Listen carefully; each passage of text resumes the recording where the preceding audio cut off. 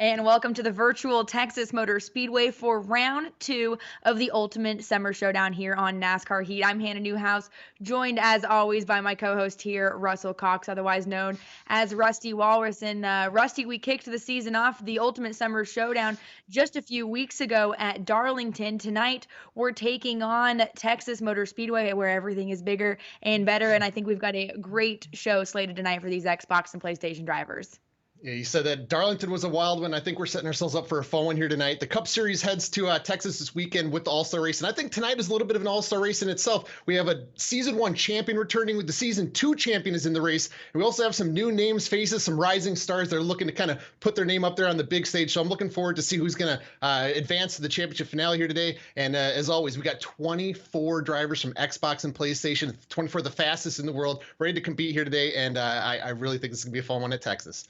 And you can take a look there at the side of your screen. And that is the schedule on how things will pan out this evening. We're going to kick the evening off with our PlayStation drivers. And then a little bit later on in the evening, we'll have our Xbox drivers try their hand at Texas Motor Speedway. But Rusty, we've talked about it. A few weeks ago, Darlington, we kicked off the Ultimate Summer Showdown. Only a handful of drivers transfer into that finale, which will take place July 22nd at Atlanta Motor Speedway.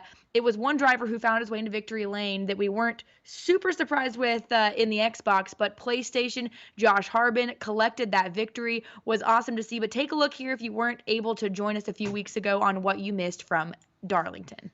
Take a look at how everyone shakes out. Chase Williamson, our Winter Heat champion.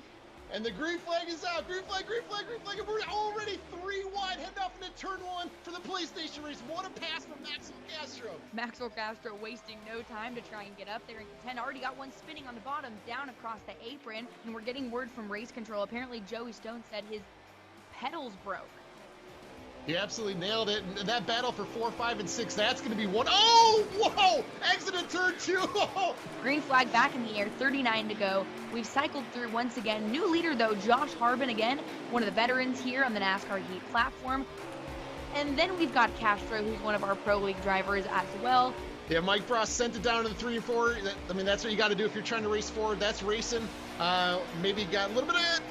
Oh, you might have spun the tires on the exit of 2. Maybe a little bit of help, maybe a combination. A green flag back in the air. You can see here Chase Williamson, who was our leader, now runs in the 12th spot. He's working his way forward. He's one of our veterans. He's got the experience. He's ran, I think he said 24,000 laps in the game. So you see him. He's not afraid to use that bumper. He's channeling that Dale Senior right there. And we're still riding on board here with our leader, Forrest Hamilton. He started dead last. I don't even think he put in a qualifying lap. And this is the perfect pack to watch right now. This is for the transfer spot as guys are coming down pit road. But looks like the Bear might be running out of fuel. I think the Bear might be running out of fuel, but looks like Cody Giles is coming into pit road for a little splash of gas. With Josh Harbin, the Bear, maybe he planned this thing perfectly. We talked about these drivers that have all the experience, all the laps. They know exactly what to do in any given situation. He might have plotted this thing out to perfection. He had the fuel. He had the car underneath him. I think he's going to bring this home and get the win in round 1 at Darlington. And here we go. Just the story of the day was just caution, strategy, and it played out perfectly for our top 7, specifically Josh Harbin, our winner.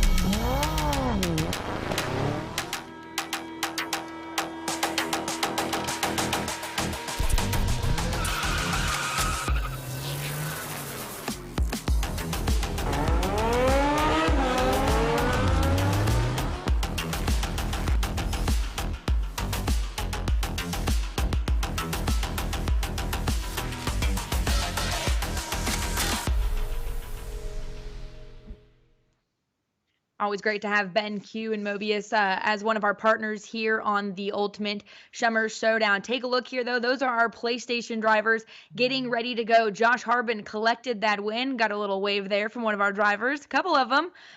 But we had Josh Harbin lock in a couple weeks ago, as well as Thomas Kohut and Joe West. Again, those top 3 lock into that championship finale. And I want to give my tip of the hat to you also, Rusty, because, of course, last time, if you did join us, I was calling a race from a hotel in Pennsylvania. Don't worry, I've got good internet signal this time, but hats off to you for calling that insane PlayStation finish. It's always fun to be part of the broadcast, and you kind of got to just have fun with it as the race unfolds. And when those drivers are getting wild, and then it came down to fuel mileage, it was just cool to be a part of Josh Harbin taking home that victory and kind of stealing one from the guys. But yeah, keep an eye on Maxwell Casher today. He's on the pole, and he might be the man to beat. Yeah, Maxwell Castro joined by Chase Williamson, who we also saw have some success in the winter heat. So those two on the front row are going to be tough challengers. We've got a lot of new faces, though, on the PlayStation side of things, if you look at it, compared to what we saw in the winter heat, as well as this first round of the Summer Showdown. We saw a lot of new folks come out and try their hand at it, and I'm looking forward to see how this might shake out. Yeah, same for me. Tim Moore in 77. He's the guy that's slowly climbing up the ranks, always putting his name in the top 5.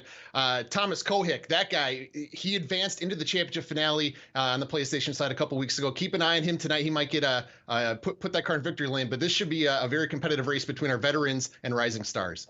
Well, again, PlayStation takes the track first. Take a look here at the race details on how things are going to shake out for these guys. That lap in total, the track length here at Texas Motor Speedway, 1.5 miles. So, of course, we love the 1.5 miles for the strategy. 60 laps in total, 2 pace laps. That pit strategy we'll get into a little bit later with Rusty. 3 times the tire wear, which is going to be a fun game here at Texas Motor Speedway. Roughly 21 laps, Rusty, is our pit window here. So we're going to see these guys visit pit road a couple times. They played strategy at Darlington. You think they'll do the same here? Yeah, it depends where the cautions fly, but I love how this sets up. They can just come down, split the race in thirds, and just go pedal to metal all out the entire race. So I like how it sets up for like an aggressive pace instead of kind of riding in the back. But we're going to take a look at our starting order here today. Yeah, Maxwell Castro and Chase Williamson, we talked about it, that front row. Newcomer of Dylan Cardenas on the second row on the inside with Tim Moore. You've got Joe Gornick and Josh Parker, and you've got Steven Yavarski, as well as Jordan, wait for it, Durasic. I'm going to get this by the end of this, I promise, in row 4. Josh Harbin, last time's winner. Starting in row 5, a little bit farther back with Chris Perkley, and rounding out row 6, you've got Matt Smith and Thomas Kohik. And qualifying was the discussion afterwards. If you just miss it by an inch, they're starting in the back. So some of these guys back here still have speed. So keep an eye on Jason Mitchell and Cody Giles in row 7, Mike Bross and Gerald Sensabaugh, row 8, Billy Holcomb and Daniel Bassi in row 9, George Taylor, Joey Stone, he's coming from deep in the pack in row 10, Chase Durham, Matthew Heel doing double duty today. So keep an eye on the 51 of Matthew Heel, and Tyler McMurder and Brandon Gritton, season 1 champion Brandon Gritton is bringing up the field in the rear. Yeah, I gotta say, I gotta get a little bit of a giggle when I saw Brandon Gritton's name on this, who stepped away from what he said was esports after that championship, but joins us here once again in the Ultimate Summer Showdown, because who can turn away a chance at winning a NASCAR racing experience? And that's exactly what these guys get when they win a feature, of course, and if you finish in the top 3, you do lock into that championship finale in the end of July. Solid front row, though, here with Chase Williamson and Maxwell Castro leading us to the green. We've got 60 laps in total here at Texas Motor Speedway. With the PlayStation guys, they will take the green flag first as they get ready to start the second Ultimate Summer Showdown off. Green flag in the air for our PlayStation guys. And you start to see the field shake out right away as Chase Williamson is looking to kind of clear Maxwell Castro up the exit to it. Is very important to get to the bottom, so keep an eye on guys trying to get down there, maybe force their way down to the white line early on in this race.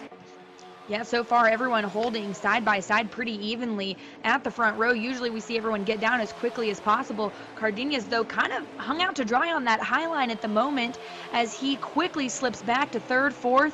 Now 5th place as he'll try and slide down to the bottom. Castro, though, holding that lead, but not without a ton of pressure from Williamson on his back bumper. And you see what happens here when you get stuck on the outside like Tim Moore, aka Ward Burton in the 77. He looks like he's going to be able to squeeze in here. Maybe he had a little bit of help from his friend out there in the 78, but you see them working kind of together. Just get in the groove, get in the line, get to the bottom, but we still see a couple guys stuck on the outside here, but look for them to filter in as Chase Williamson is showing his nose, take a little peek, and let Maxwell Castro that he's there, and maybe he has the pace to take the lead from Castro and lead this race. Yeah, it looks like Williamson is almost quicker than Castro and wants around him early on here in the race. 58 laps to go, so patience is going to pay its due diligence here this evening. But Chase Williamson wants that lead, wants to get in front. He's going to try and take with him Cardenas and Gornick. But we're riding along here with your 6th place runner of Yavarski in the 78 right now. Again, a newcomer here to the Ultimate Summer Showdown and really the NASCAR Heat platform. As far as our league racing here, running good so far in the 6th 6th spot, qualified pretty decent as well in the 7th spot, and looking to pass more on the bottom for the 5th. Yeah, I like the patience Jaworski's showing early.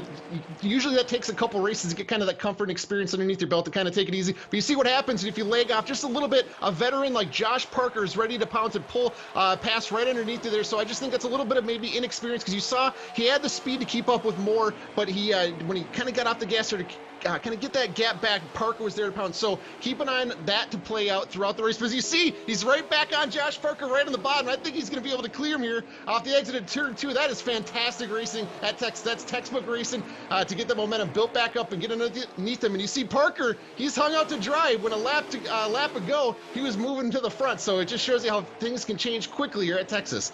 Ooh, contact there between the top 3. Looks like that was Castro and the 88 of Moore. Bounced off of each other, able to hold on to it. But it's really surprising to see here. We've got guys that are really making that top lane work. They're only losing a spot or two, where oftentimes we're seeing them lose 5, 6, 7 spots and really just get pushed to the back. And so that's one thing I do like about the fact that we are at a mile and a half here. Somewhat like the Super Speedway, where it's definitely draft dependent, but you don't lose a ton of space when you do get hung out on that high line.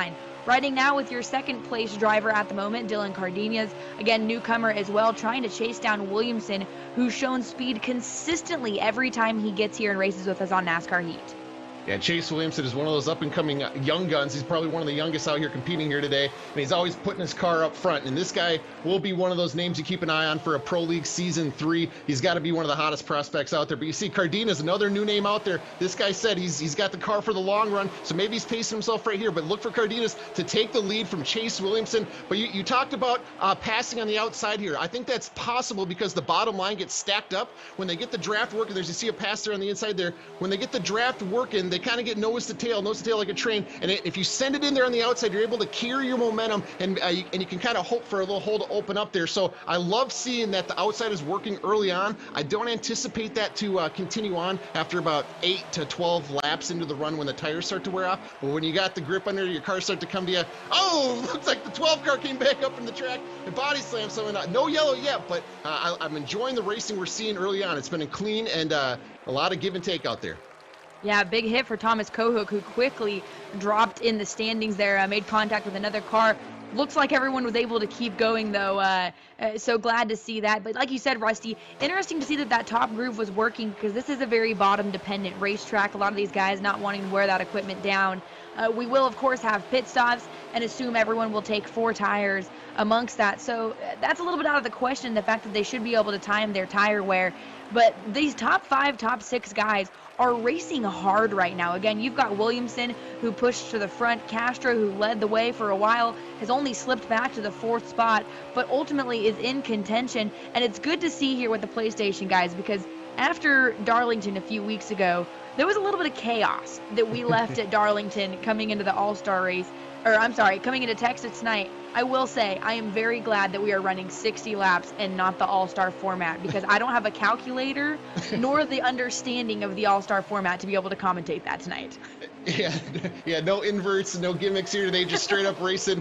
And I just really enjoy the respect that they're showing here. Like you talked about, complete change of pace from the last time they're out at Darlington. I think they, Jay, the GM, delivered the message. Hey boys, let's put on a show some respect and show what NASCAR Heat 5 is all about. We're getting that early on with a lot of give and take. We did see that incident with the 12 when he went through the travel, but for the most part, everybody's just kind of running their race. And we're seeing more side-by-side racing through 1 and 2 at Texas. This is just, I'm shocked right now. I thought this would be kind of like an aggressive race like we talked about, but these PlayStation 4 guys are really taking care of each other as we're riding on board with Maxwell Castro, the veteran. One of these guys, he was the winner of the Winter Heat Series. Anytime at any track, he's a threat to win.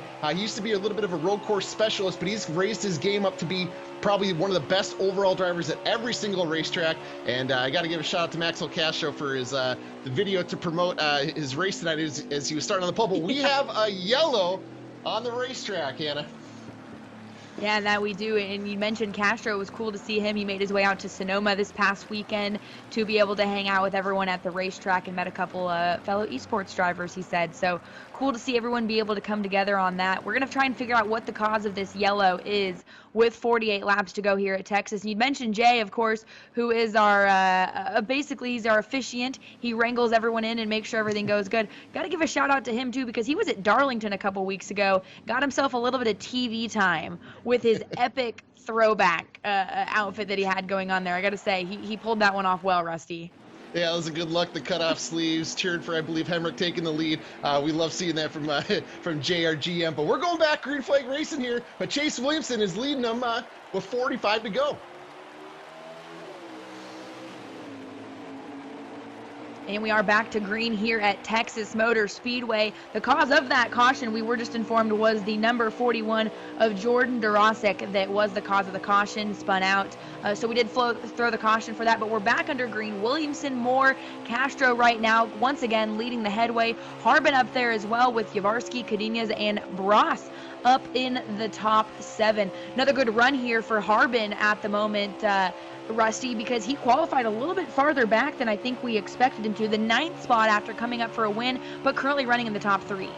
Yeah, he just missed it by a little bit, but he like he told us at Darlington, it's not about lap 1, it's about being there at the last lap, and you start to see kind of the cream rise to the top. Josh Harbin, the veteran, I like to say he channels his inner Dale Sr. every single race. He's not afraid to get aggressive and use the bumper when he needs to, but yeah, he's so far moving through the pack cleanly, it appears. We'll keep an eye on the 95, but another thing to keep an eye on in this race is that caution came out with 45 laps to go. That's just outside of that fuel window, splitting this thing in half, so keep an eye for either guys to start saving in the back of the pack, or maybe these guys are going to get really, really aggressive and just say, hey, the heck with it. If a caution comes out, and we'll just re-rack and stack them and not have to worry about fuel. So keep an eye on the aggression and just kind of the pace throughout the field here in these upcoming laps. Right now, though, they're setting a patient pace that I did not expect from this group. Again, we talk about it frequently. This is our rowdy group of folks. We usually are not sure what to expect with the PlayStation drivers, but 42 laps to go, so still a long ways, but hats off to these guys thus far for the performance they've been putting on between Williamson, Moore, Harbin racing his way up, Yavorsky, one of the newcomers, holding his own in the top 4. You've got Bross, Castro as well, 2 of our veteran drivers here holding their own in the 5th and 6th spot. Smith, Gornick, Bassi, and Giles, your current top 10 runners. And just a reminder as well, Kohik and Joe West. Kohik, I think we just saw, was in the 12th, 13th, 14th spot. West back there as well. They're already locked into the finale. So while right now their night may not be going how they want it to, they can maybe breathe a sigh of relief because they're locked into that championship finale and they'll be good to go for that. Riding along now, though, with one of the Penske machines here, that is Williamson, your leader, as you see Moore and Harbin right there. Throw a blanket over the top 3 because they are racing hard for the win. And Moore looking like he maybe has a little bit of a quicker run here through the corners, Rusty.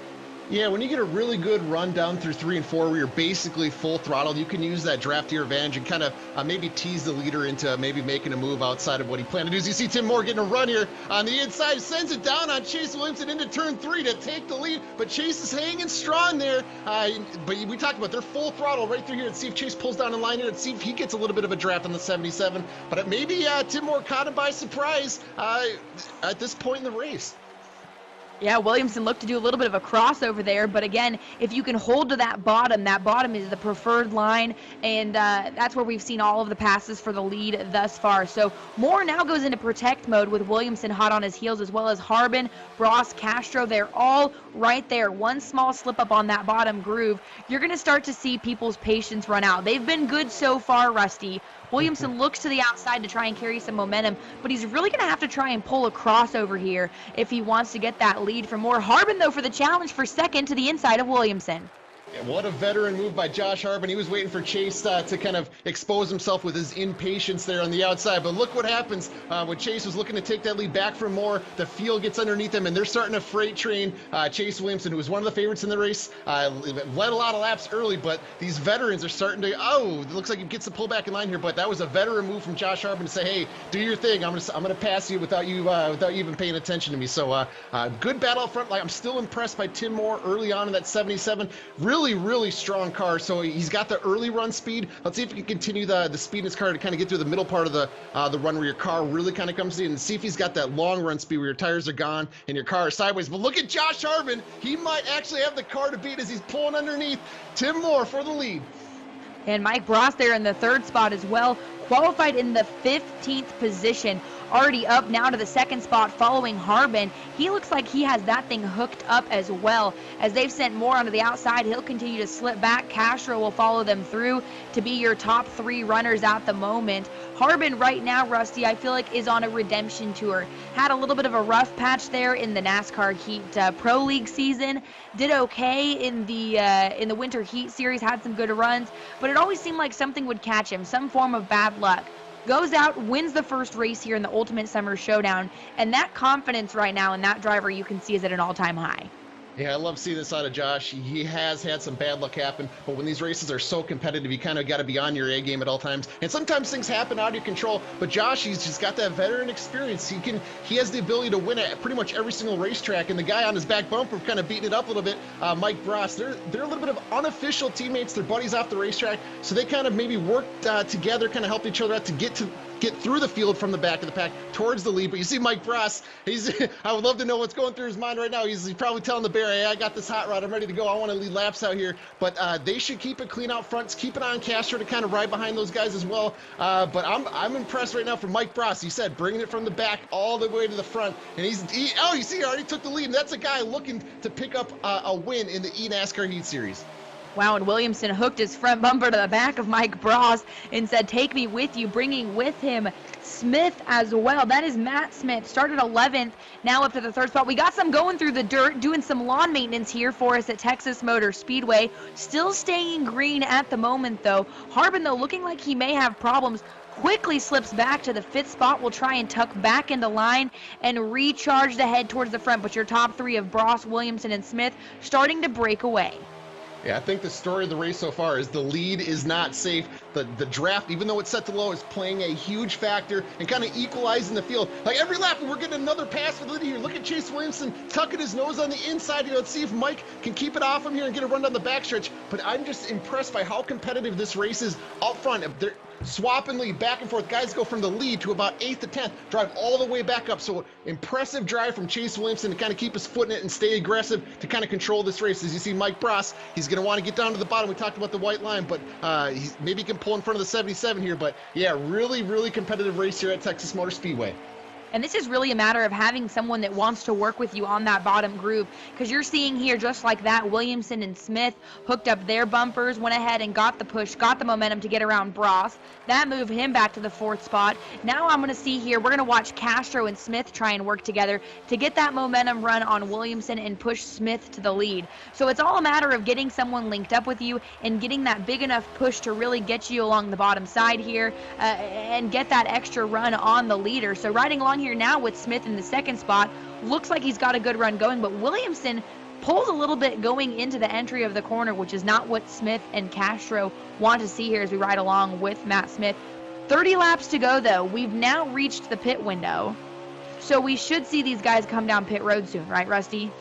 Yeah, I think we'll see them within 10 laps here. But we saw the back half of the field. They're completely off the pace here. They might have to switch up their pace or even try to extend their fuel window longer than planned. But the leaders, I think, are going to stick to pitting here in about, I think they'll pit here in about 5 laps, 5-6 laps. But that still will be right on the edge if we don't make it to the end. So I think they're going to run this thing as far as they possibly can. I think we're even going to see guys run out of gas on the backstretch. So start to look for guys to start signaling down the backstretch. So typically when they do that, they pull low off the exit of turn 2, and that kind of lets the field know they're going to come in and pit. So it kind of prevents some potential accidents or drama on the entry to pit road. So keep an eye on that. But yeah, and also the big storyline every time we come out and do these races is speeding penalties on pit road. Texas, it's fairly easy to get into this place. You can kind of pull in at the last second and you have a good visual to not get caught, but they always seem to get the leaders caught speeding because they're trying to get every single inch they can, just trying to gain as much time as they can. So keep an eye on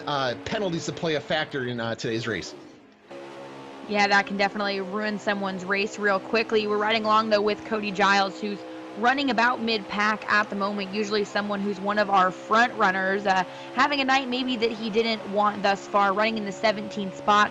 Going to try and pick his way up to the front. Again, he's seen success in the NASCAR Heat Pro League, had some good runs in the Winter Heat Series, and trying to rebound here at Texas Motor Speedway for round 2 of the Ultimate Summer Showdown. 27 laps to go. We just covered a little bit of pit procedure and the pit cycle that is these guys, that pit window being roughly 21 to 22 laps.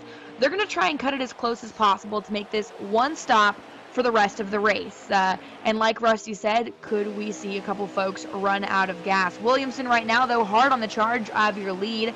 Smith in second with Castro, Bross, and Moore, your top 5. Those folks have been pretty consistent here in the top 5 with a couple of shakeups here and there. A good run, though, right now for Smith. Matt Smith, again, newcomer here in the Ultimate Summer Showdown. New name on our roster as well. And we saw someone just dip down pit road, Rusty. Yeah, that's definitely not going to get you into the race unless you start saving the second you get off pit road. So that's going to be a really big battle for Yavorsky, who started off this race strong. So we'll have to keep an eye on Yavorsky to see if he can make it to the end from there. But you talked about Matt Smith. He's one of these new names and faces into the series, and he's very competitive, and he finds himself kind of running the top 5 each event. So Matt Smith, a.k.a. Flash 9, keep an eye on him. But we see drama coming to pit road. Chase Williamson gets turned. Holy cow, there's a big wreck out front. Let's see if they throw the yellow. So far, they're green. We'll definitely need a replay on that one because that completely changed everything, and then that will tell us the story on what actually happened on that entrance to pit road. Yikes, that is not what you want to see. We were just talking about the clean and respectfulness, and while we don't know what happened, wow, when something happens like that, that is not good. Your leader of Chase Williamson was involved with that. Shows on the ticker he did come down pit road, so I would assume he probably just fired it back up, looped it back around, and came back down pit road. So now everyone's taking, including Parker, Moore, Smith, Stone, who were your front runners after that group of cars tried to come down pit road. That leaves Durasic as your leader, who has cycled through again. A couple folks having come down pit road previously. Harbin, Bross, and Castro look like they maybe came down earlier as well. Harbin's still yet to come down pit road. So we're going to have to see how everyone cycles through here, Rusty, but Williamson right now, depending on where he shakes out, has got to be a little frustrated. Yeah, the young gun, one of the fastest drivers in the event. We talked about him. Yeah, maybe a little bit inexperienced playing out right there. We'll still have to get a replay for a definitive answer on what happened. But yeah, Chase Williamson, he went from hero to kind of zero right there. He was looking to punch his ticket into the finale, at least put himself in position to. But we talked about pit road mistakes, and that came up huge for a couple of our drivers there. As we see the drivers blending out in the racetrack, it looks like Mike Bross and Maxwell Castro, they work together to take the lead. They're going to be tough to catch unless the guys behind him start working together in single file. But you see Parker there, he's going to have to push. He's really going to have to push the driver in front of him there to get back up there and use the draft to catch these leaders. But Mike Bross and Castro, they might be on the same page here, and just they might run nose to tail to try to pull away from third place on back and kind of do a duel to the finish here. But another thing to keep an eye on is fuel to the finish. 22, 23 laps is right at that edge, and if you're the leader and you got the guy behind you kind of pushing you, you could easily run out of fuel. So Maxwell Castro could be in a little bit of fuel savings mode right here. This is going to be an insane race to the finish. You see it? Oh!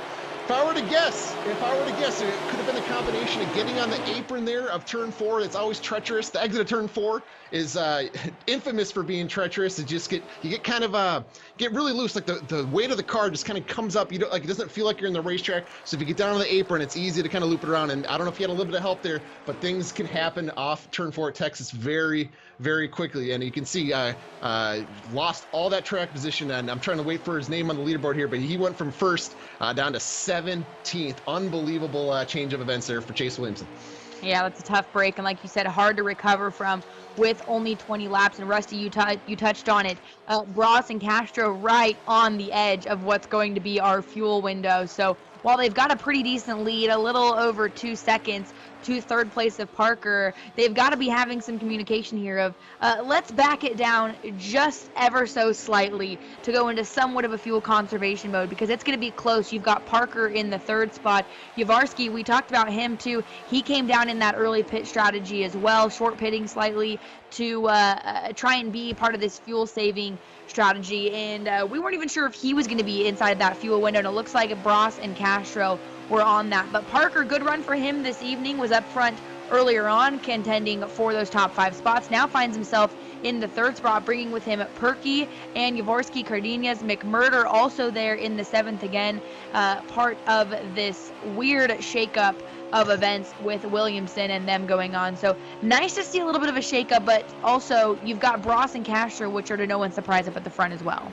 I was about to say, this is playing perfectly into the hands of the drivers, 3rd on back. This is the ideal situation to get everybody in line, kind of sync together, use the draft, and you kind of make some fast lap times to catch a leader. But as soon as I started to think that, they start to get racing again. I can't argue against that, because you're here to race and have fun, but they're going to have to work together. But keep an eye on that leaderboard. It was a 2-second lead over 3rd place just a lap ago, and they just cut out 3/10 on Castro. So this lead is going to get really, or the battle for the lead is going to get really heated here in a handful of laps. So once again, the guys 3rd on back, I think it played out perfectly. They were really spread out after pit stops, but when you get kind of coordinated in that line, you're able to work together and reel in the leader. So this will be dramatic. But once again, remember, Mike Bross out front, he could be running out of fuel as the leader, because he's not kind of towed in line like Maxwell Castro's saving.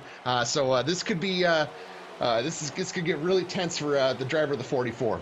And if you're just now joining us here with 16 laps to go in the PlayStation race, stick around. We've got Xbox coming up a little bit later on as well. And while the winner gets a NASCAR racing experience opportunity, there's perks for the top 3 as well, because they'll lock into our finale, which is July 22nd at Atlanta Motor Speedway for the Ultimate Summer Showdown. So right now as they run, Bross, Castro, and Perky would be your transfers and lock-ins to that championship finale. Parker, though, still looking to lock in, wasn't able to do so, with Harbin, Kohik, and West locking in our earlier race a couple weeks ago from Darlington. So your top 3 are the spots, but Parker, man, is going to be doing everything he can to catch up to Perky, and he is crossing his fingers that he has done the math right on the pit box, and he has been the one that will outrun here of Bross and Castro, hoping that their fuel strategy doesn't run well or plan out well for him. Yeah, and Parker, you talk about, might be in the perfect position here. And he's one of our drivers that also took a little bit of break from the eNASCAR heat side of things, but now he's back. He put in the laps. He got his name in the top 24 of the leaderboard, and he's already back in contention to win another race. He's a multi-time winner here in the eNASCAR heat series. So Parker, he's been here. He's done it. He's a veteran of sim racing. So maybe he's got the experience, and he knows exactly what to do here late in the race when it's coming down to fuel mileage. As we're seeing this, we got lap cars in front of the leaders kind of shaking it up. We see Perky pull around Castro. Perky's had a hot rod the last couple laps. Maybe the leaders have been saving here more than we thought, and Perky's just going for it. So keep an eye. That might be a story to keep an eye on, is does Perky have enough gas to go to the end if he's just been full send? But the leaders have been caught by the 3rd, 4th place on backpack. Parker, Stone, Cardenas, McMurder, Moore, Heel. This race to the finish is going to be insane.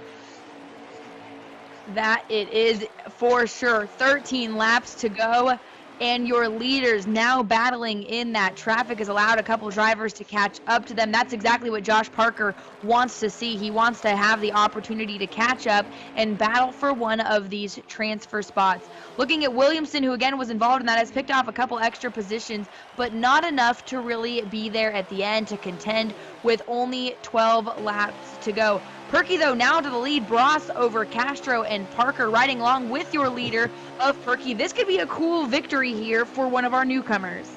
Yeah, and he's riding that patriotic paint scheme. Keselowski, he might have a fun celebration. He's able to pull this one off. But you see Josh Harbin pulling line behind him there with his unofficial teammates we talked about earlier with Mike Bross and Castro. So he might be helping those guys out with the draft a little bit to help them save a little bit to hopefully make it to the end. That's still, I think, the story to keep an eye on is do the leaders have fuel to make it to the finish? I mean, it looks like the top 9 are the guys in the battle for the win, but there could be someone lurking out back that's got that custom gear set up that they've just been saving. And they can make it to the finish. So this race could flip upside down with about 2 laps to go. But early on, or late in this race, I'm just impressed with Perky in that 2-car. New name, new face. Not afraid to go out there and lead this thing and just let this thing fall where it may. So just impressive run for Perky to take it from a couple veterans. And if you're hanging out with us this evening and you like what you see and you want to try your hand at it, our next round is at Pocono, July 1st. And guess what? Tonight at midnight, that's when the lobbies open up for our next round of the Ultimate Summer Showdown. You can try your hand to try and qualify your way in to the next round of the Ultimate Summer Showdown. Again, at midnight is when those lobbies will open, and you can try and race your way in. Rusty and I have already decided we're going to stick to the commentating side of things and let these guys be the best at it, and that's exactly what it is here, because again, it's not an easy process to get qualified into one of these races, is it, Rusty? No, I trust me, from experience, I tried my best to get out there and compete with these guys.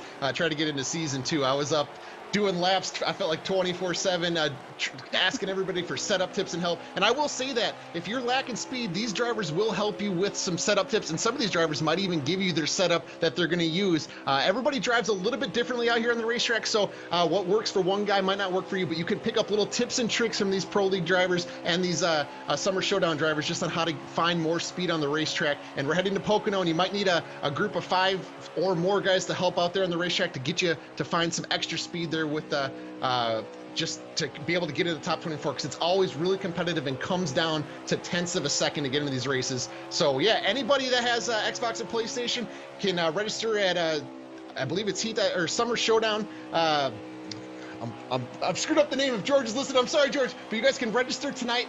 The lobbies open up at midnight, so you can start qualifying to get your name up on that leaderboard in a few hours. So yeah, and maybe we'll get to call your name in a few weeks at Pocono. And if it's a hard name, please send us the phonetics prior to the broadcast. 6 laps to go here at Texas. Perky, Bros, Castro, Parker, Stone. Joey Stone has cracked his way into the top 5. We talked about it at the beginning.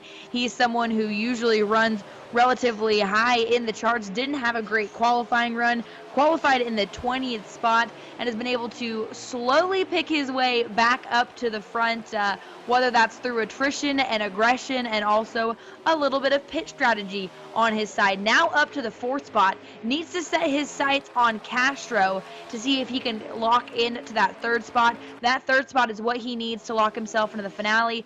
5 laps to go, though. Perky right now, sitting at the lead of it, has got to be getting a little shaky knowing that he's got Mike Bros and Castro in his rearview mirror, Rusty. Oh, I was just about to talk about the pace of the cars out there as Parker gets collected and goes around through the travel. It looks like they're staying green. A yellow will completely change everything, but Perky runs out of fuel before to go. We talked about it. If you're pushing it and pushing it, you're probably going to be short. So Perky goes from first. He's going to fall through the field here. We're going to see it on the leaderboard here in a second. But the race is now fallen into the hands of Maxwell Castro, Joey Stone, and Tim Moore. Keep an eye on the battle up here. I was going to talk about the pace. Oh, Mike Bros runs out of gas, and Matthew Heel goes around and into the wall. I think we're still green, but the pace, these guys are playing games with each other. They're completely in save mode right now. They could run out of gas and literally cross the finish line going like 5 miles an hour. So this is going to be an insane race to the finish here, and I don't know if they can make it. 3 laps to go. Joey Stone now has the lead over Moore, Castro, and Giles. Durosic is in the 5th spot as well. These guys have got to be talking to each other saying, okay, let's just ride the gas barely these next couple laps. They'll come to the line to 2 to go here. 2 laps left. Cody Giles runs out of fuel. Cardenia is out of fuel. He comes down pit road as well. They played this game in practice, Rusty. They played this game in practice, and many failed at this game at practice. So you would have to think that they wrote that down in their notebook of this is not going to work, but we've got to battle for the lead once again. Moore to the bottom of Stone for the top spot. Moore has it. Stone's going to try and fight back. And we have 1 lap to go. Who is going to make it between these drivers? I don't know if they can, but Moore with the aggressive move to get by him. It took the window of opportunity when he had the chance, but Joey Stone is going to try to use the draft here, maybe save just a little bit of gas here to make it to the end. This finish is going to be insane. Joey Stone tries now to the bottom. He'll dip down to the bottom. Moore goes high into the final corner here, with Castro in the 3rd spot in the catbird seat as these two continue to battle for your lead position. They'll come side by side. He ran out of gas! Stone. Tim Moore ran out of gas coming to the finish. Holy cow, Joey Stone just picked up his first career win. Holy cow, what a finish, what a race. Look at the emotion from Joey. What? Oh my goodness. I feel like we've been talking about this day for so long. You can see it there, the excitement. This has been a long time coming for Joey Stone. The elation, the excitement, so well deserved for a driver who does so much, not only for his esports career, but also for the esports community. We talked about people that will reach out and help newcomers. Joey Stone is exactly that person, getting a push here by Maxwell Castro, the excitement shared amongst the community. Yeah, this is going to be a popular win with some of the drivers in the community. Yeah, you said it perfectly. Qualifiers open up at midnight. This guy will literally go from winning this race to helping you qualify into the next race tonight. So Joey Stone, congratulations, buddy.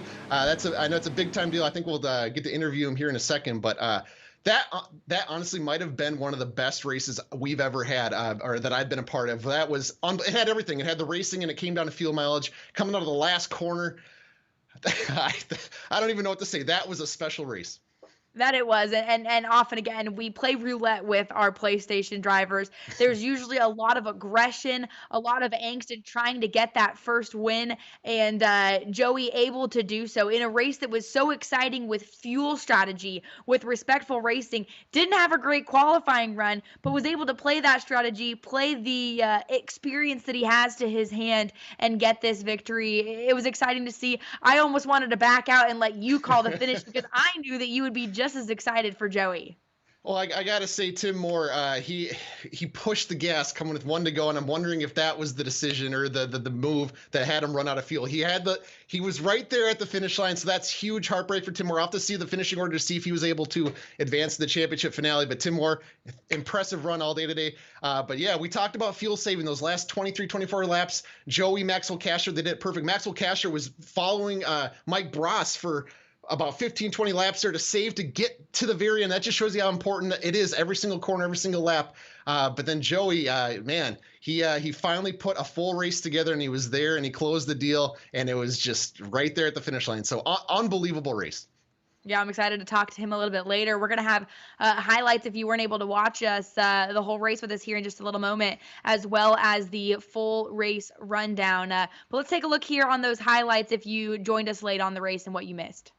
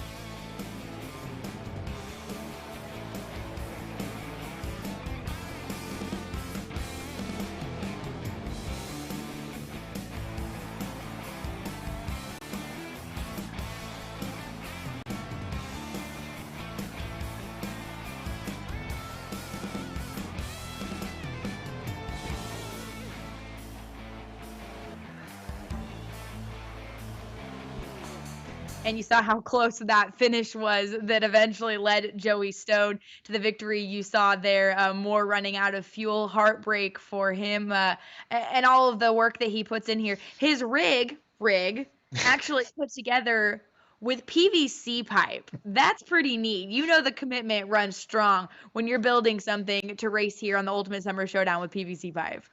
Yeah, it just shows you can go out there and compete on anything. It's PVC, a legit rig, a motion simulator, controller wheel, whatever you got, you can go out there and compete as long as you put in the time. But yeah, that's we're laughing about it. But man, he was this close to winning, Tim Moore. Holy cow!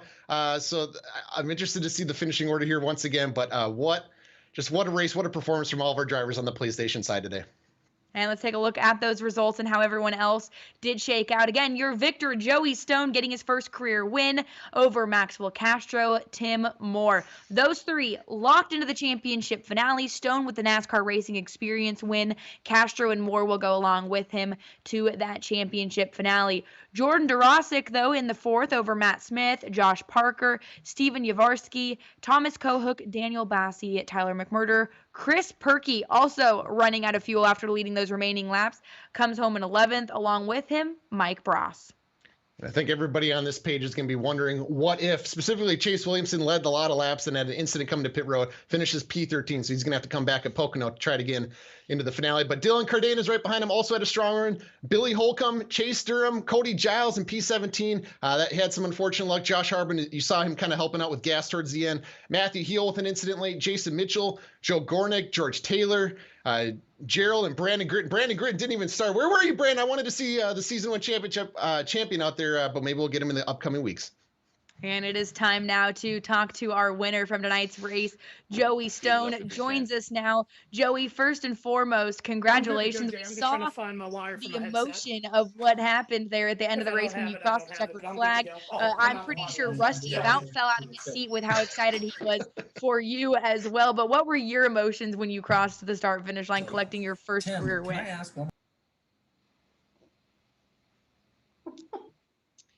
Waiting to see here if Joey does have us. Joey, can you hear us?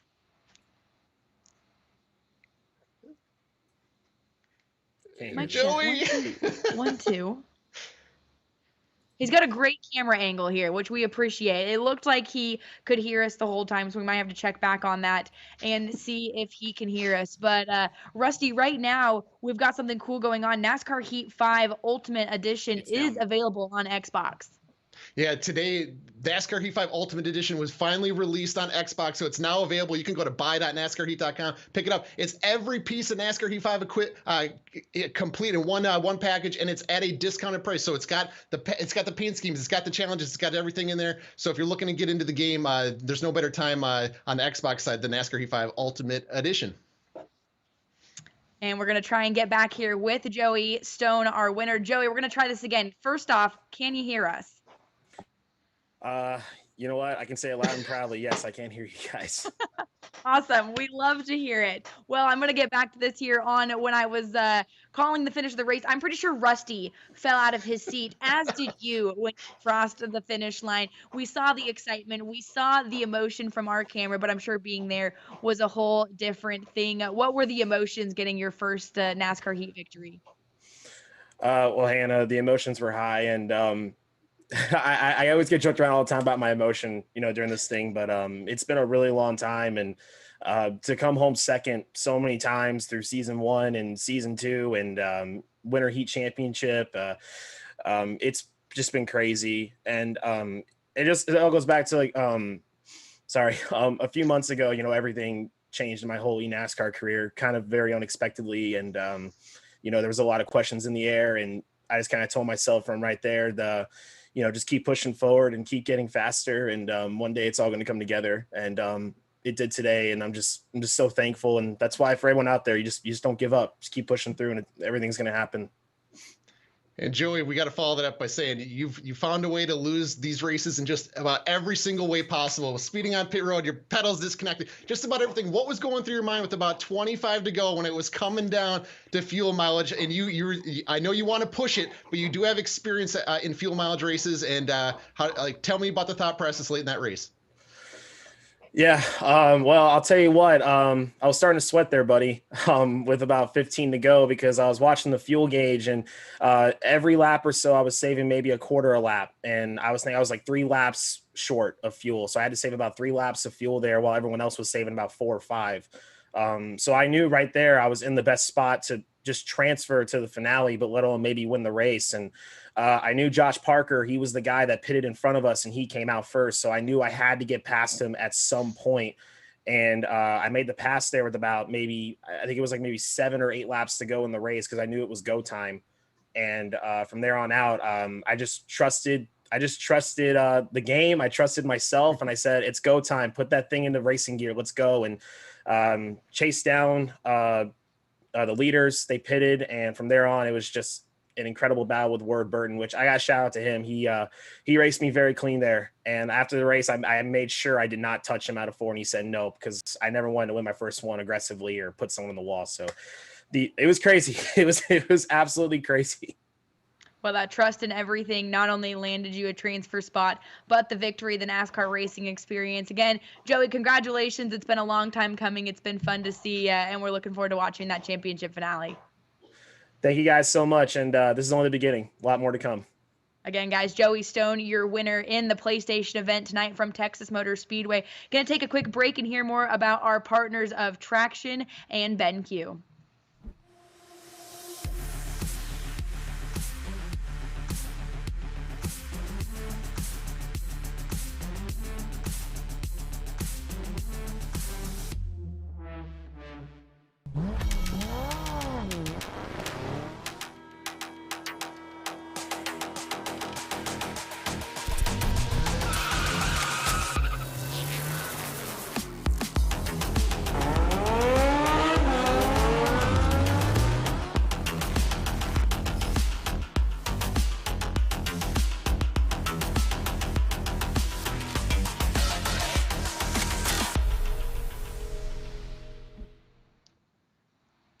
And a cool little setup. Cool little setup there we've got there. I know, you're already excited here because guess what, folks? If you haven't been following us on social media, we're giving one of those away. And Rusty, you've got more information on that. Yeah, you just saw that beautiful monitor. I wish I could be eligible for that contest. We saw thousands of entries, but the winner of our BenQ Ultimate Summer Showdown monitor giveaway is Joe Brown. Congratulations, Joe Brown. You just picked up a really amazing Mobius Gaming BenQ monitor. Man, that's got to be fun. You get to play some NASCAR Heat 5 Ultimate Edition. Congrats again, Joe Brown, and thanks again to everybody at BenQ and Mobius Gaming for helping us out and being our friends with this giveaway. Yeah, we love our partners here on NASCAR Heat and Motorsports Games because they make this happen each and every week, and we get to do cool stuff like this, like the Ultimate Summer Showdown. Speaking of cool stuff, we were at Virtual Darlington, again, a couple weeks ago for the first round of the Ultimate Summer Showdown, and the Xbox guys, Justin Brooks did take that win along with him, Lewis Zader, Cody Giles. They transferred in. If you weren't able to join us a couple weeks ago for that event, take a look here at what you missed.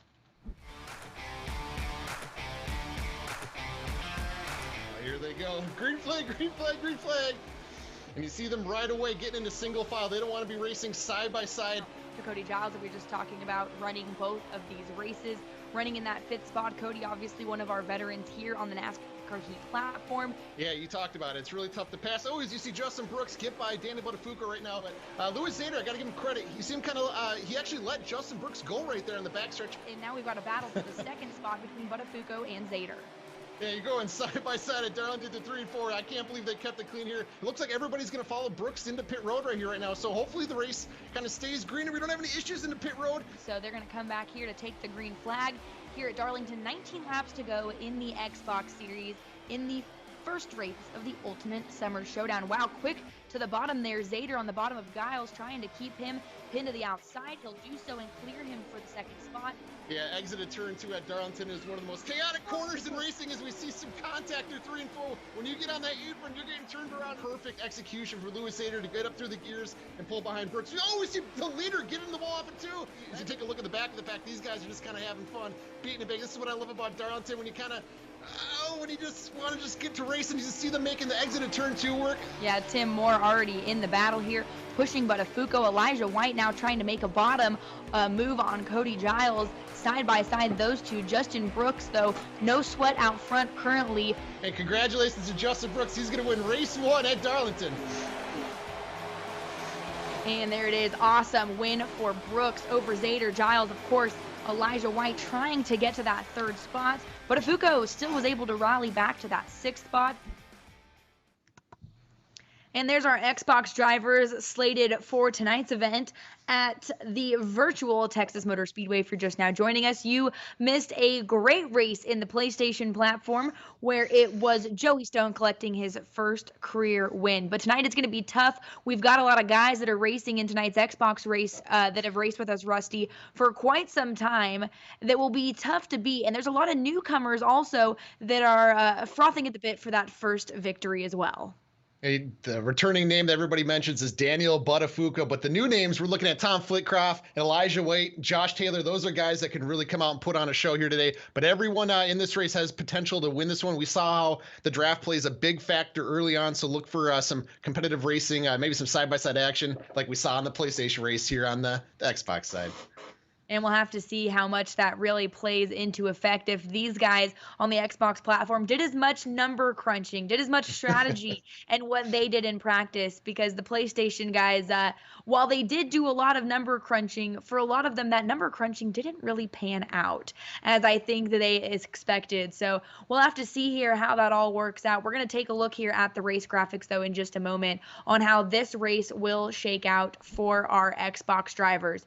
You can see it here, this racetrack, again, Texas Motor Speedway, 1.5 miles in length, a little bit like a super speedway, a little bit like a short track. We like that here, with 60 laps total and those 2 pace laps at the beginning.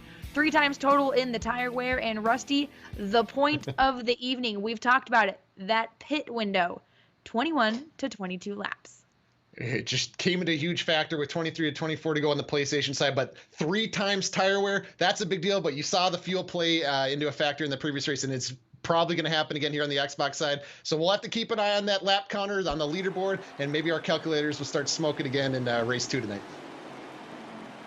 And it's time for our final feature of the evening. Our Xbox drivers, Daniel Buttafuoco, Nick Walker on the front row. If you've been with us since the beginning of the Pro League days, Nick Walker, not known for great qualifying.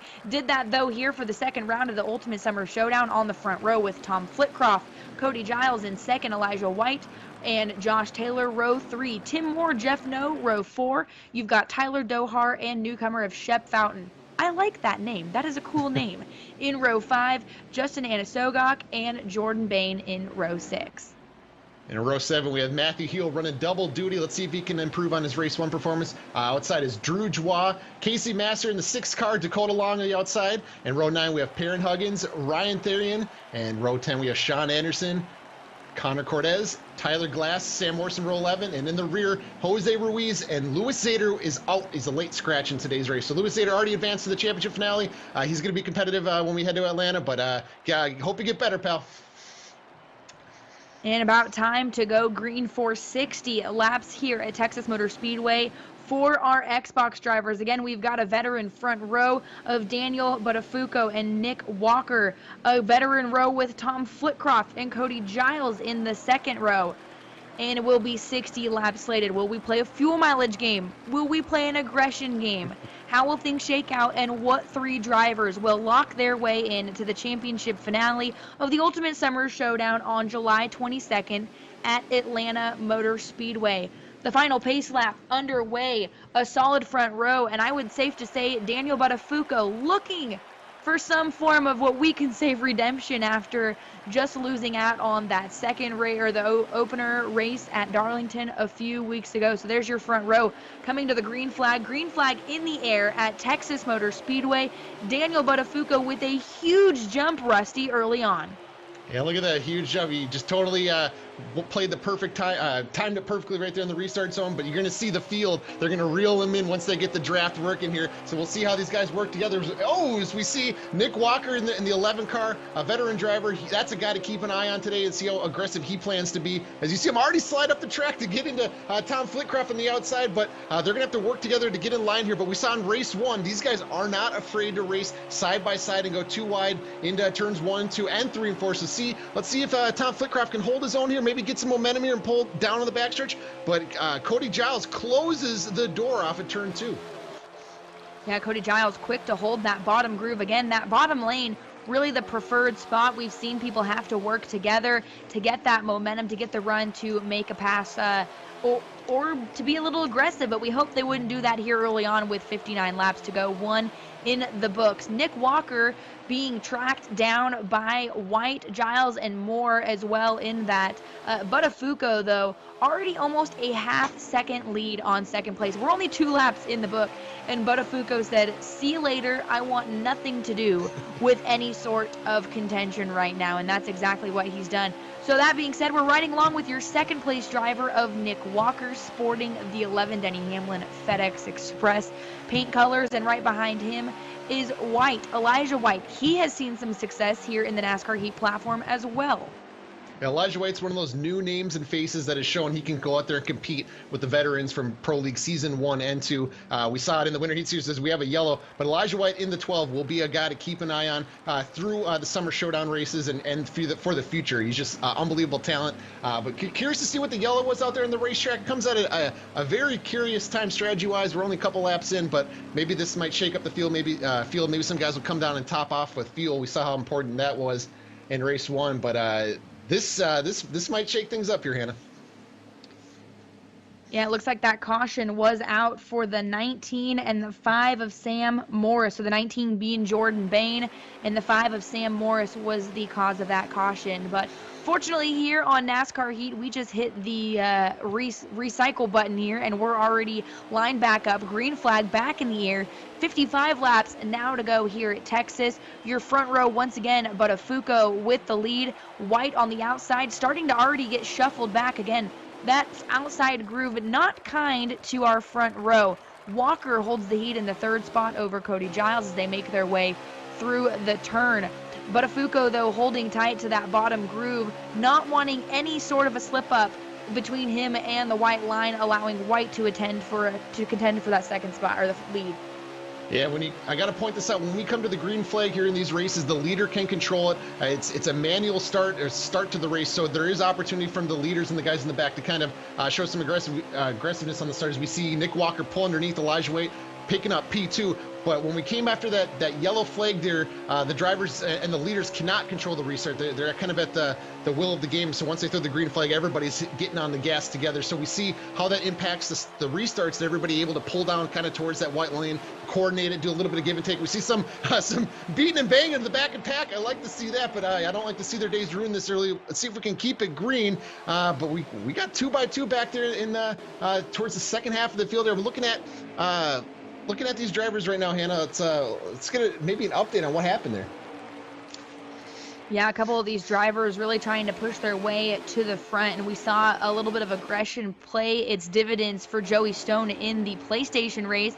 He qualified around 15th, 16th, 17th, and was able to slowly pick them off one by one by using minor aggression, but really ultimately pit strategy is what played the part for a lot of these guys on that track position, because it was very hard to pass in the PlayStation race, and we're seeing that here as well in the Xbox race early on. We're only about 10 laps into this feature event, and everyone has now decided to get to the bottom of the racetrack, hold that white line, and they're going to have to use teamwork to try and pass, get that momentum, get that draft going, and get that assistance from behind to be able to gain that momentum on the person in front of them. Tom Flitcroft, we're riding along with him, who's running outside of the top 10 at the moment, but qualified in the 3rd spot. So something did have to happen, like you said, Rusty, early on here for him to drop so quickly in the standings.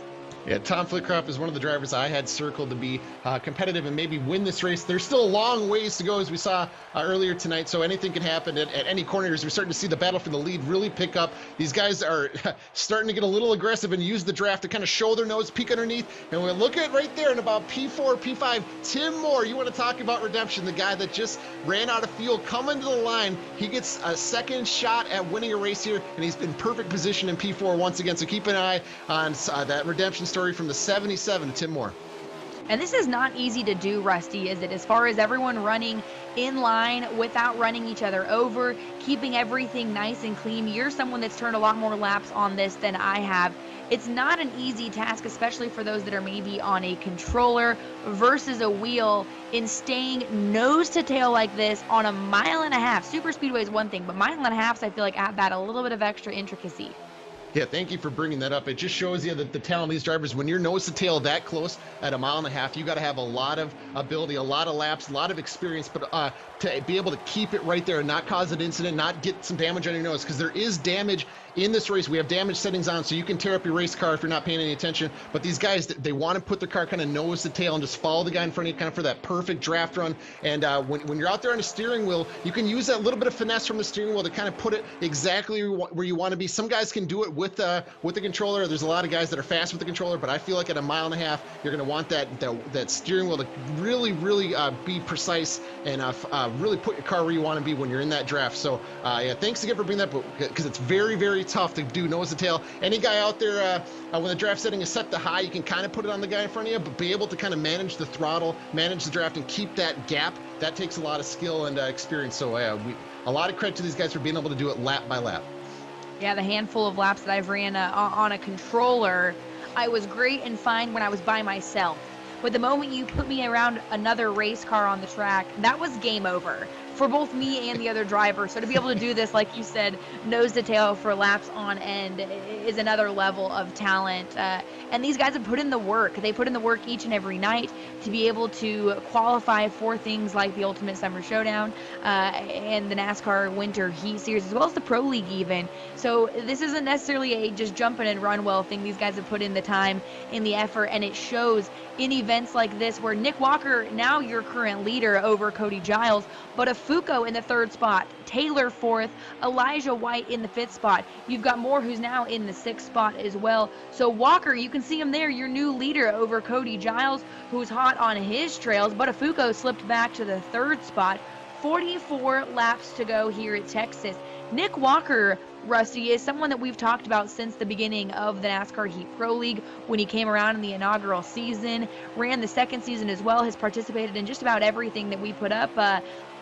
But we usually don't see him at the front like this so early on in a race.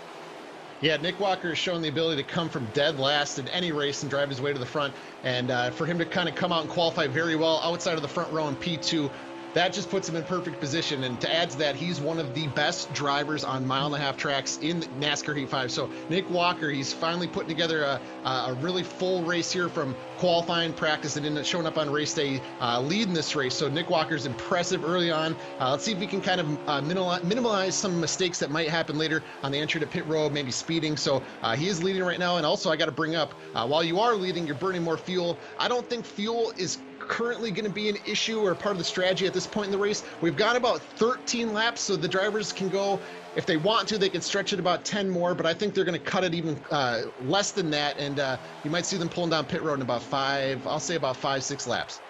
Well, that front group is starting to heat up and get antsy for the top spot. They're relatively pushing each other through the tri-oval there. Walker has Giles hot on his heels, but a Fuco in protect mode over Taylor and White. Your top 6 all nose to tail and all grasping for that front running position. They've all got quick race cars underneath them with 41 laps to go. And like Rusty said, here any moment now, they're going to start making that decision on when they will come down to pit road. And it's going to be a game of cat and mouse. Someone's going to come down and a lot are going to follow, but then there's going to be the group that are going to want to stay out and start to play the strategy game. So a caution could spin everyone's strategy out. You see there Moore, the 77, pulling double duty, I do believe, unless it is a different Moore. Nope, Tim Moore, same one. Ward Burton, of course, pulling double duty here. So close in the previous race. Coming home in the 3rd spot, locked himself in. Trying to do that once again here in the Xbox race. But Walker now has Giles looking to the bottom. Pulls back in line. We'll try the top groove, and we haven't seen anyone successfully make a pass yet, Rusty, on that outside groove.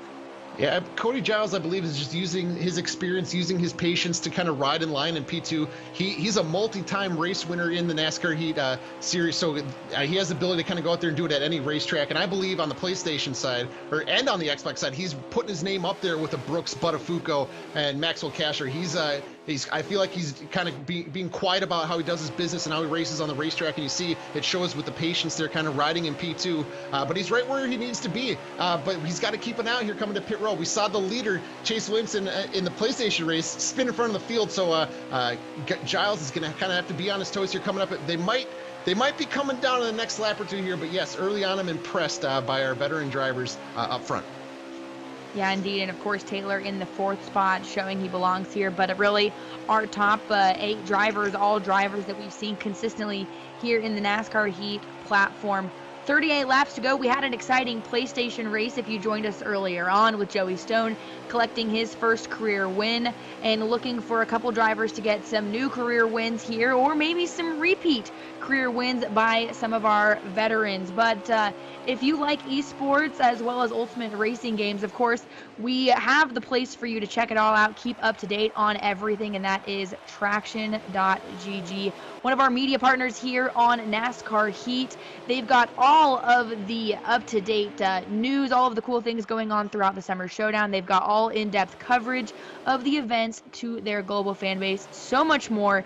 Check it out if you are into any and all racing games, motorsports games. They've got the hookup there on Traxion.gg. But right now, 36 laps to go. Of course, that top 5, throw a blanket over them because they all want the top spot. But slipping back quickly is Cody Giles back to the 6th spot now, and he's under fire by Anna Sogok in the 7th spot. Yeah, we'll have to keep an eye on Giles here. I think he just got kind of picked off by Buttafuoco in P2, but you see him pull back in line here. Maybe he's going to save a little bit of extra fuel, but I'm looking for these guys to signal down the backstretch when they're coming to pit road. Nothing yet, but maybe Giles is just kind of playing big picture racing here, being patient, and putting himself in the position he's comfortable being in, because when those guys are nose to tail, anything can happen pulling down pit road. As we're starting to see another pass for the lead, Buttafuoco is making a pass on the inside underneath Nick Walker. Buttafuoco now back to the lead, regains it, had it early on, started on the front row. Ooh, we've got a spin at the tail end of the pack. A couple drivers came down pit road. We've got one in the wall here on the front stretch right before the start-finish line. That does look like that is the one of Connor Cordes, but we'll have to double check on that.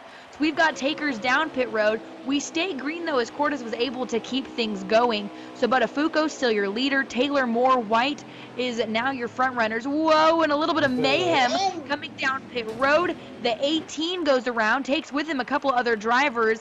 Just total logjam, Rusty, coming down pit road. Yeah, pit road has been the story kind of all night tonight. A lot of drama. It looked like the 18 car Dakota Long got sideways pulling in pit road, and that happens. You're trying to get that thing loaded up and you're trying to avoid a speeding penalty. It's easy to kind of lose control of it, but hopefully the guys that got involved didn't get too much damage, but they are able to fix it while on pit road. It'll add a little bit of time to their stop, so if it's just a little bit of a hit, it'll add less than a second, so they might be okay there. As you see, Tyler Dohar, he's one of the guys that's kind of known for saving fuel, but right now I don't believe this is a fuel mileage situation, but keep an eye on that in case it does come into play later today. But yeah, pit road incidents coming down both times, but the whole pack came together the previous lap, and we saw that in the previous race tonight. When you're working together and you can get out of pit road together and use the draft, you're able to pull away from the rest of the field. So that will be something to watch here as you see Nick Walker blend up on the backstretch here. Pulled up right before that blend line, but that's okay. We're not gonna penalize him for that. But let's see how this running order shakes out after pit stops. Yeah, we're definitely going to have to wait to have timing and scoring catch up here, because that was a lot to try and keep up with everyone either making their way through the grass, the front stretch wall, or maybe pit road at different times. So they'll continue to cycle through, though. But we've got Jordan Bain currently scored as your leader. But don't worry, here comes Buttafuoco, now scored in the 2nd spot over Jeff No, Taylor, Tim Moore, Sam Morris, of course, who we have seen many a times known as Moordog throughout many of our NASCAR Heat platforms, including the NASCAR Heat Pro League, rejoins us. We haven't seen him for quite some time here, have we, Rusty? It's always good to see these drivers return, so welcome back. Sam Morris, competitive here today, and he's always going to be a threat at these mile-and-a-half tracks. He's always got the competitive Hendrick piece under him, so it's I always love seeing these guys return. We talked about some of the drivers that took off some races, that decided to kind of dust off the steering wheel and try to compete again, to try to not only win the NASCAR experience, but also advance to the championship finale where they can win some pretty good money and prizes. So welcome back again, Sam Morris, but we got some damage on the 18 there. He clearly didn't opt to fix it while on pit road. Maybe would have added more than just 1 second, it appears. So the 18 is going to need a lot of help to get back in contention in this race. But look at that right there on the camera, on the screen. Daniel Buttafuoco is leading by over 1.5 seconds. So he clearly got down and off pit road better than everybody behind him. Jeff No gained some ground as well through the pit stops. But Buttafuoco with the guys behind him, they're going to have to really start working together to catch him. But with 1.5 seconds, it's they're going to have to really get coordinated to kind of put pressure on Buttafuoco and maybe steal the win from him. Yeah, it's going to be tough to beat Buttafuoco. We talk about it often.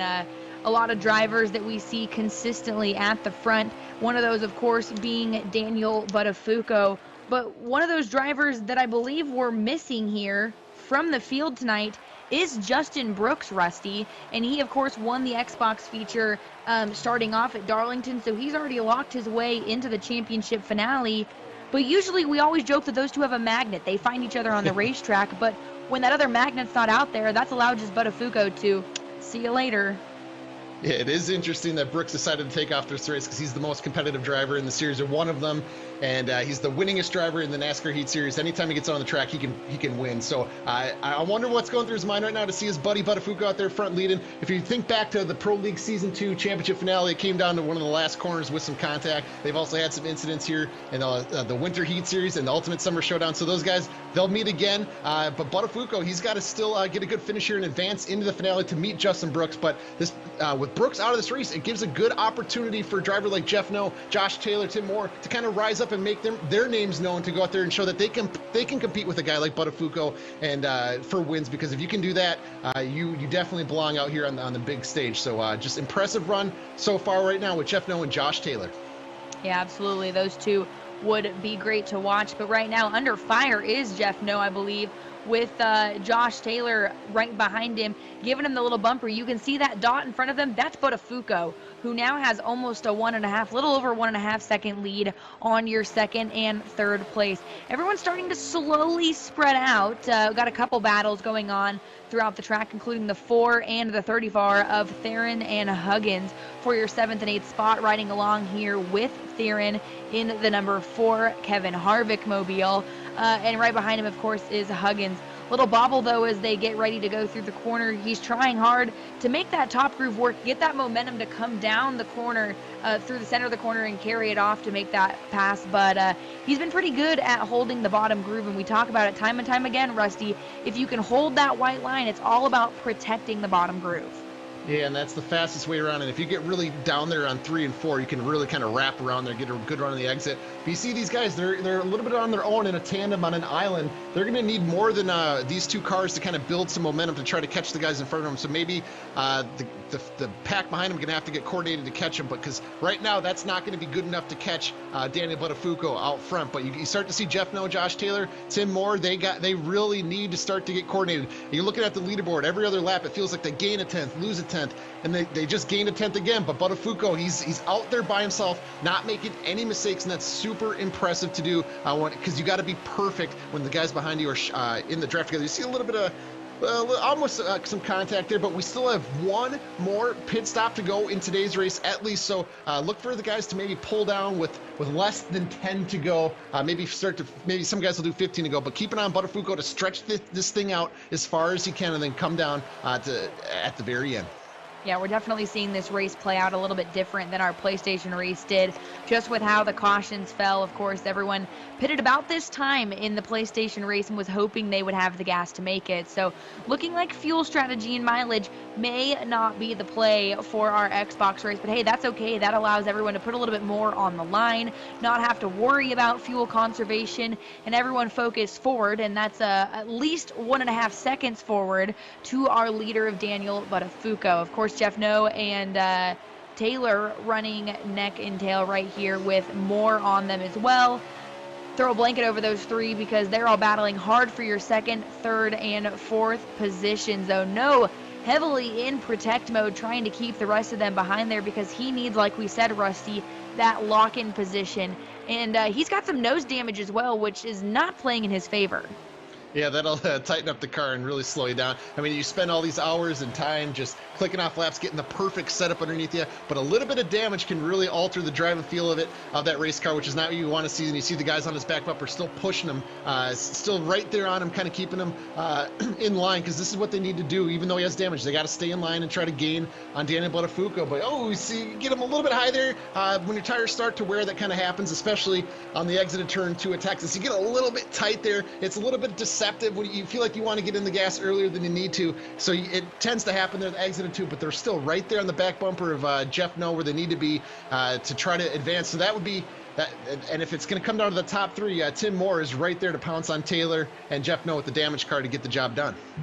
Yeah, these three right here, I think, are going to be our entertainment when it comes down to it, because all of them look to have equally fitted cars for the most part. Of course, no more on the defense mode than anything, needing the assistance of Taylor and more to really get past no. And that's a tough spot to be in, because Paysons are going to continue to wear thin with these guys as the laps click down. Now 19 laps to go, and like Rusty said, in the next 9 laps or so, we're going to see everyone come down pit road. And we've seen it, Rusty. It's a little bit of chaos coming down pit road. With as much as these guys have crunched the numbers when it came to planning their fuel strategy. Wow, heavy damage that we just saw there on the number 1 car. But with as much as these guys crunched the numbers, some of them didn't maybe practice getting onto pit road as much.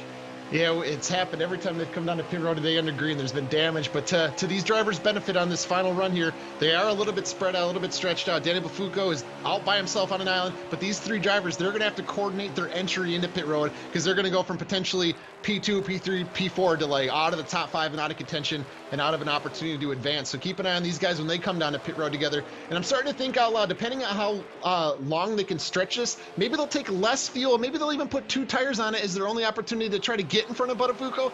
But if I'm out there, I'm always going to put 4 freshies on there and go. So keep an eye, maybe 5th, 6th, maybe 7th to take 2 tires. I don't think that's the move or the strategy, but if they're trying to steal a spot into the top 3, they might gamble and try to make it work.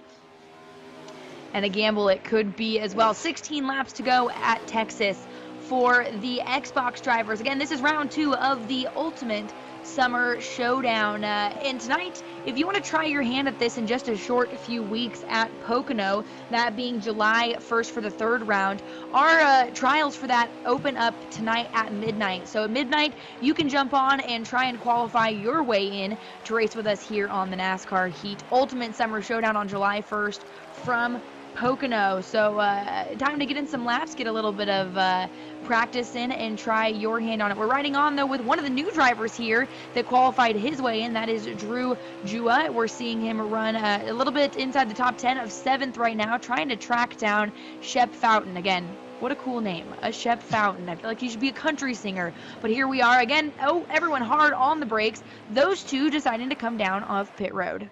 Yeah, they're definitely going to come down, put that thing full of gas, put 4 tires on it. That's their strategy. That's kind of their race at this point. We also see Jeff Noah also pulled down pit road. So it'll be interesting to see where he cycles out, because it doesn't appear he came down with Tim Moore. So this will be interesting to see what's going to happen here. But Daniel Buttafuoco with over a 2-second lead. He's able to pull down pit road nice and smooth.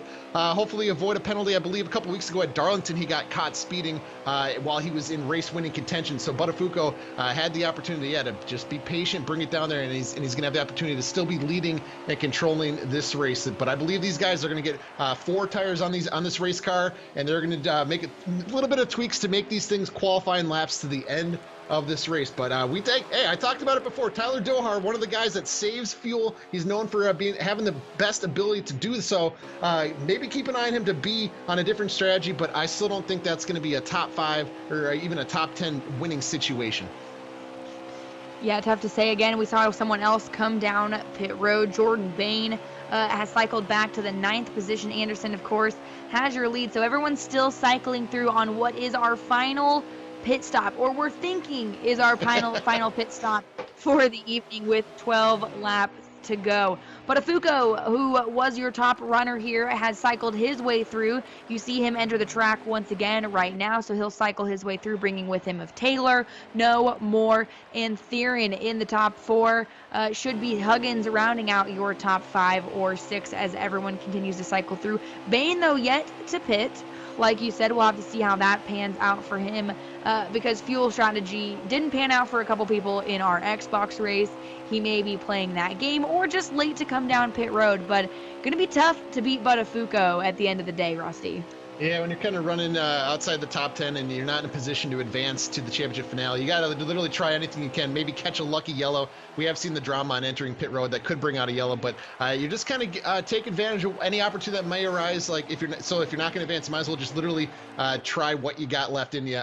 But this race looks like it has a green flag. Look to the end. We're looking at the exit, the leaderboard after the pit stops, and it looks like Josh Taylor and Josh Noah have gained on Buttafuoco by about a second. in. So if they can get working together, as you can see them there, notice the tail behind them. If they can get working together, maybe they can catch Buttafuoco. But this is going to, like we just saw in the previous race tonight, this could get crazy towards the finish. But these guys, they're not in saving mode. They're just going all out right now. So this will be a fun finish. Yeah, they're racing hard, of course. We've talked about it, and if you're just joining us, how this works. Again, this whole Ultimate Summer Showdown will consist of 4 races. We had Darlington, the opener, a few weeks ago. This is round 2. We've got another round in a couple weeks at Pocono. That finale is going to be Atlanta on July 22nd. Each race leading up to that, we have 3 drivers that transfer into that championship finale. Those 3 tonight as they run, Buttafuoco, Taylor, and No. So that would be 6 total drivers locked in because Brooks, Zader, and Cody Giles locked in at Darlington. So while everyone does have their eyes on the winner, who also gets a NASCAR racing experience, there are perks for finishing in the 2nd and 3rd spot. And as they run, 2nd, 3rd, 4th, and 5th are all nose to tail right now, all battling extremely hard for those transfer spots. So Buttafuoco loves to see that in his rearview mirror, because the last thing you want when there's a lot on the line is someone on your tail. And as I say that, Taylor and Moore around No, so Taylor and Moore now in your transfer spot, Rusty. Yeah, this will be a fun battle to watch to finish. Those 3 cars in front of Matthew Hill are battling for that transfer spot to get to the championship finale. But Tim Moore, as he's looking for the pass to pick up P2, he's the guy that just missed a race win by inches in the previous race tonight. Tim Moore's picking up P2. I think he's going to want to be aggressive here to the end. You definitely know he's got a rocket ship underneath him and one of the fastest cars on the track. So he's going to want to lead this pack of cars here and be aggressive, put his car out front. But yeah, it's still going to be a very interesting race between these guys. Matthew Hill looks like he's a lap down. He's got kind of a front row seat to see what might be the transfer battle, and we saw Joey and Tim Moore go to the finish line clean. There wasn't any contact to get the win. I'm wondering if these guys will keep it clean for that transfer spot. So that might be something to keep an eye on, is just to see how desperate they get to try to get to the championship finale. Yeah, desperation will make people do some crazy things, and especially, like you said, desperation to get to that championship finale. We'll have to see how that pans out. Nick Walker, though, has trudged his way back up into the top 5. Of course, led a lot of laps early on here, qualified on that front row, and has cycled his way back to the 5th spot, trying to catch up to to Taylor, about 2 seconds between those two. So laps are quickly running out for Walker. But there again, the little hornet's nest of our 2nd, 3rd, 4th place drivers. They'll continue to try and battle for what is only 2 transfer spots, amongst them being Moore and No. They continue to battle back and forth. Buttafuoco pretty much checked out here of this battle at the moment with 5 laps to go. So everyone, I think we're going to start to see the aggression. We've seen that the bottom is where you need to be. Everyone's been having to work together to make those passes, but I think that's going to go out the window right now, Rusty. I think we're going to start to see the aggression levels, like you said, turn up, and they're going to start using, well, we've seen that Jeff Knows already used it a time or 2, but we're going to start seeing the front bumper be used a little bit. Yeah, if they get a run, they might have to take it to be able to get that passing opportunity. So if they have that opportunity to get a run, like you see, kind of, he was looking for a run down the backstretch there. We're right on board there with Josh Taylor, but you're going to need some good momentum, a really good 3 and 4. My preferred place to pass is, you see Taylor back up just a little bit. That's the place I prefer to do, is get a really good run through 3 and 4, use the draft down to the trial, and maybe send it on the guy down into turn 1. So that's something to keep an eye on. Maybe build some momentum down the backstretch and take a look into 3. But yeah, they're running out of time.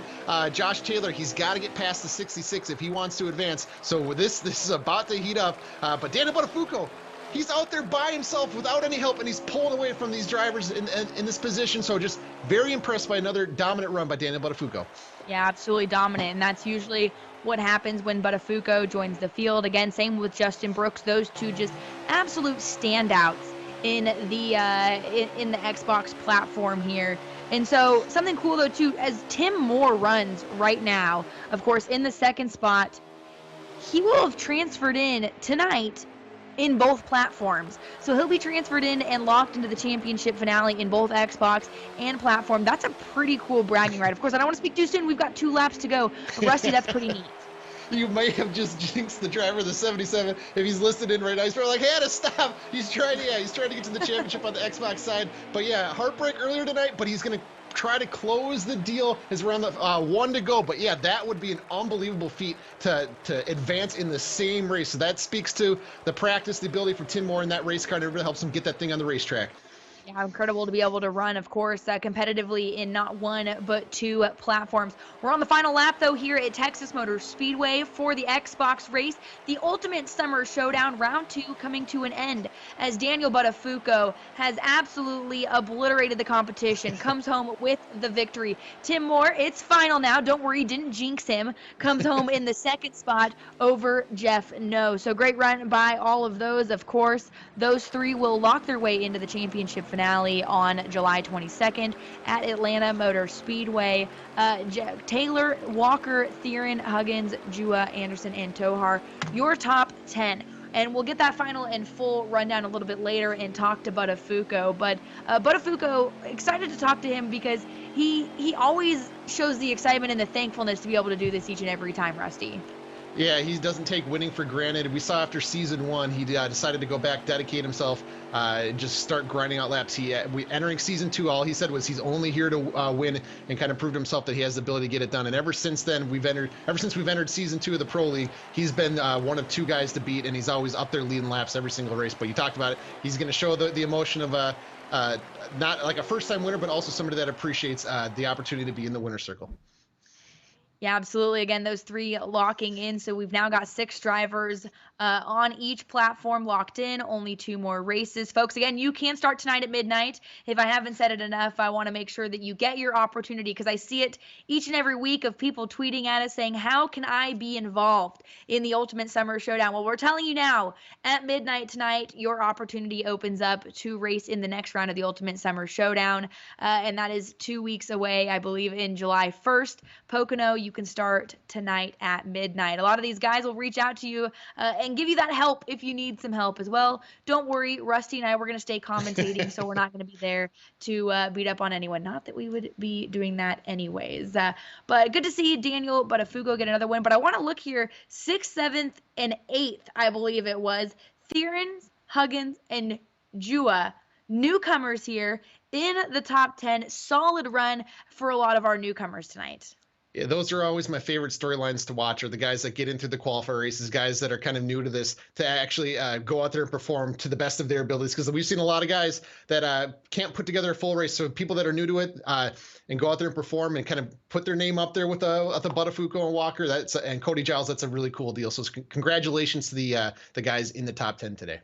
Yeah, absolutely. And again, 60 laps was the total length here at Texas Motor Speedway. If you weren't able to join us for the whole race, though, don't worry. We cut it down for you, and we got the highlights right here.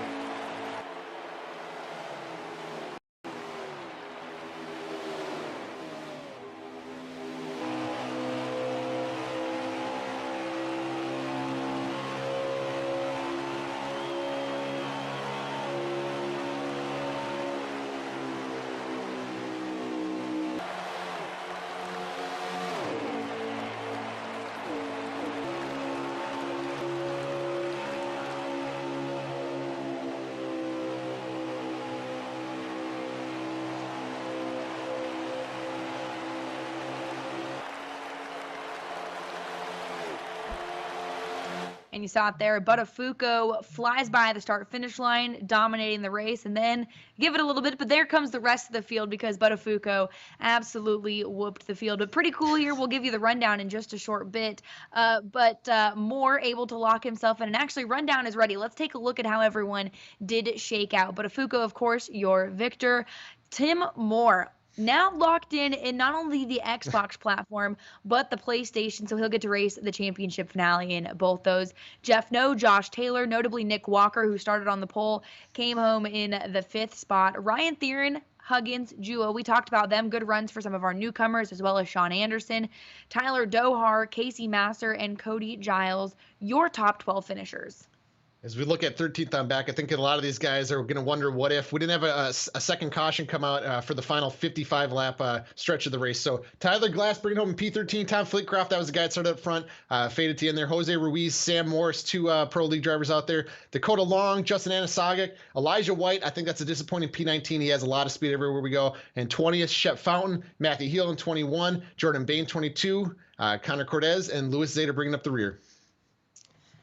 Solid group of drivers who are all going to be trying to race their way into the the third event in a couple weeks at Pocono. But we're going to talk to your winner tonight here of Daniel Buttafuoco. Daniel, can you hear us? Yeah, I got you loud and clear. Perfect. Awesome. Again, another win here on your resume. Your resume continues to get longer. You're a NASCAR Heat champion. You've got wins on all different kinds of divisions, and now you have an Ultimate Summer Showdown. As you watch that resume continue to click, what are the emotions and the success that you've had here in NASCAR Heat?